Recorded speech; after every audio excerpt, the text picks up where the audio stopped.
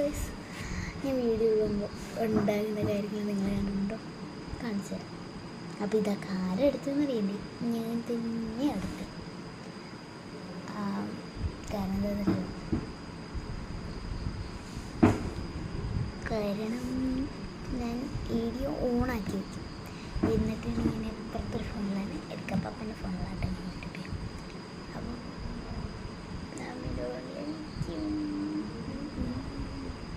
അപ്പോൾ നമുക്ക് ആക്ഷൻസ് നമുക്ക് കണ്ടിട്ട് വന്നാലോ?